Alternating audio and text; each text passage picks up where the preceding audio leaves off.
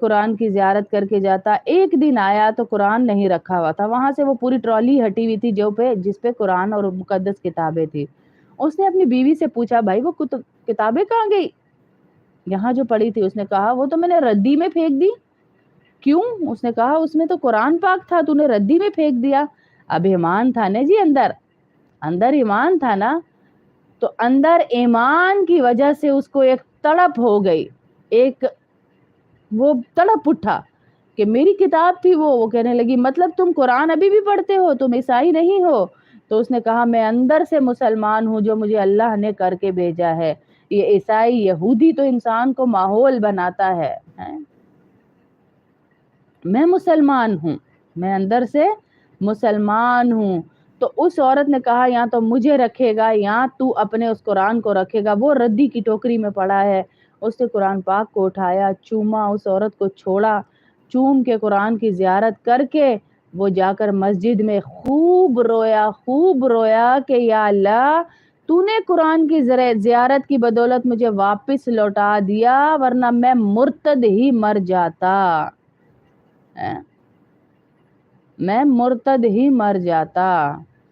تو ایسے ہم بھی کم از کم زیارت تو کریں, لیکن اس بڑھیا والی زیارت نہیں کہ کھول کے پڑھیں ہی نہیں.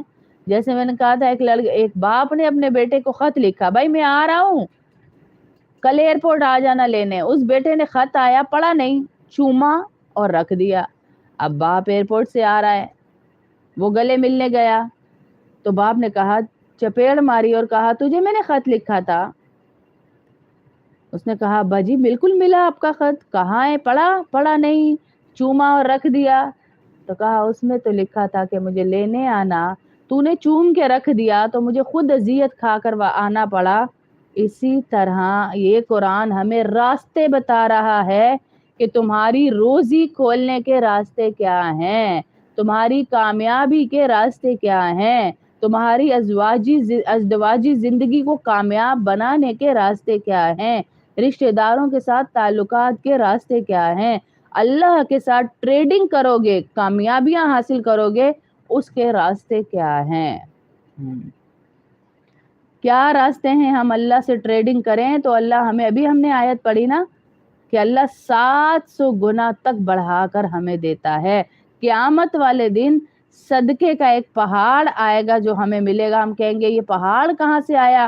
ابھی کتنی گرمی ہے دیکھیں, چند شہروں میں سردی, چند میں گرمی والوں سے مخاطب ہوں, کتنی گرمی ہے کہ بغیر ایسی کے لوگ بیٹھ نہیں پا رہے.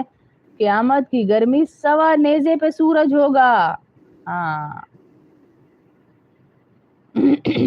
قیامت کی گرمی کا سوا نیزے پہ سورج ہوگا.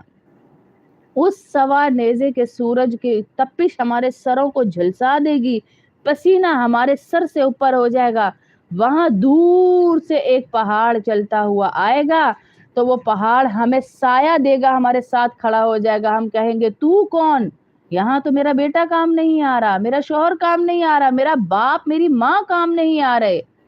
تو وہ پہاڑ کہے گا میں وہ صدقہ ہوں جسے تو نے دنیا میں دیا تھا.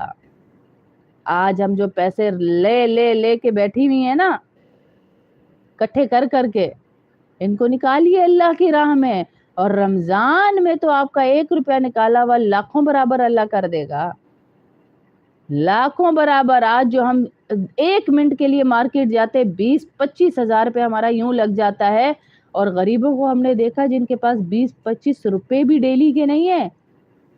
کیا ان کا بھی ہم نے خیال کیا کہ ان کو دینے سے میرا اللہ کتنا خوش ہوگا؟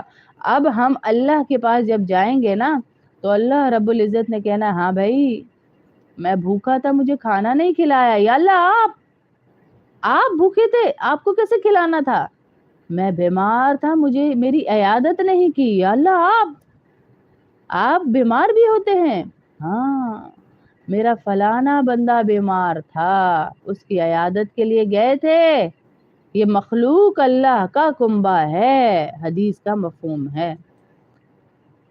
ماں اپنے پہ کیے ہوئے ظلم تو سارے برداشت کر لیتی ہے, لیکن اپنے بچوں کے ساتھ کوئی برا کرے وہ نہیں برداشت کرتی بھائی.